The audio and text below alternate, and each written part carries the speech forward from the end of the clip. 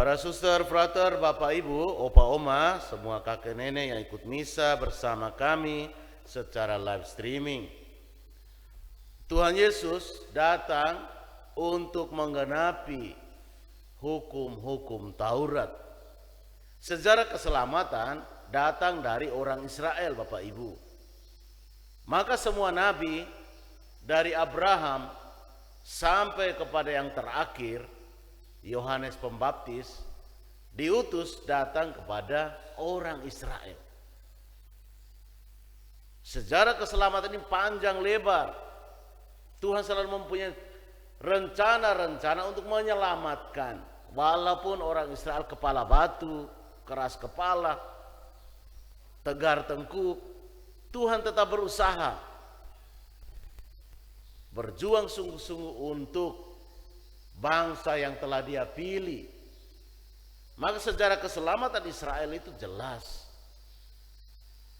Tapi justru karena mereka tidak mau menerima Sang Mesias Putra Allah, maka sejarah keselamatan yang awal mulanya hanya untuk mereka dialihkan juga kepada bangsa-bangsa lain. Kenapa Romo katakan dialihkan juga? Artinya tetap pertama-tama untuk orang Israel. Maka itu ketika wanita Fenisia datang untuk meminta penyembuhan kepada Yesus, Yesus katakan apa? Tidak layak mengambil roti yang disiapkan untuk anak-anak dan melemparkannya kepada anjing.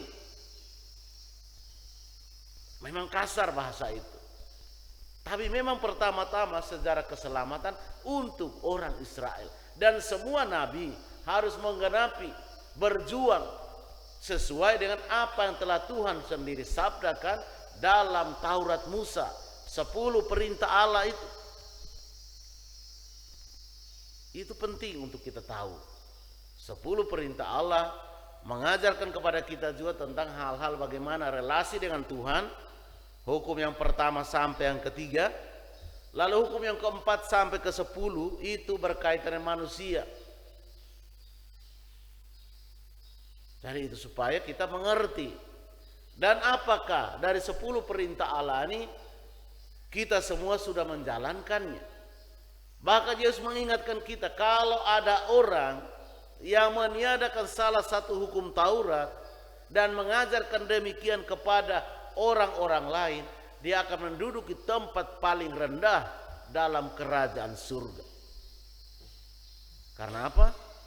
Karena sejarah keselamatan harus berlanjut.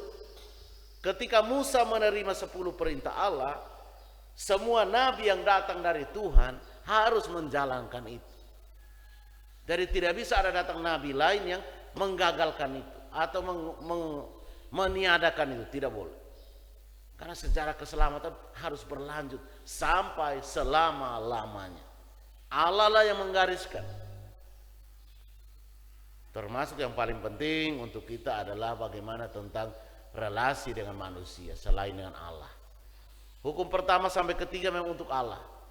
Tapi Allah tidak bisa kita buktikan iman kita kepada Allah yang tidak kelihatan itu tanpa perbuatan konkret. Hukum yang keempat, cintai orang tua bagaimana? Apakah kita mengasihi orang tua?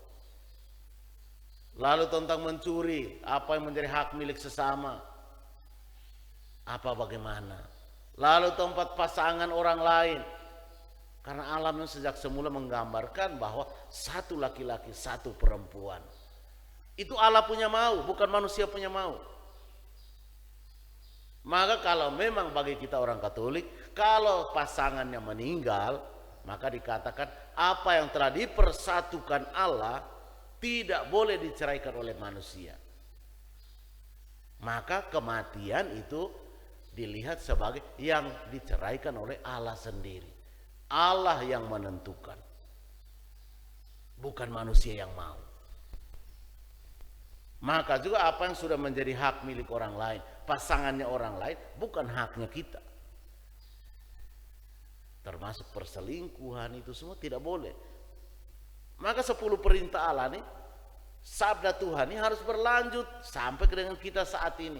Maka bagaimana dengan kita ikut misa pagi ini terhadap 10 perintah Allah? Apakah kita sudah menjalankan ataukah masih belum? Mari kita berjuang bersama. Tidak ada kata terlambat untuk perbaiki diri, sehingga kita nanti pasca layak untuk merayakan Paskah. Semoga Tuhan memberkati kita. Amin.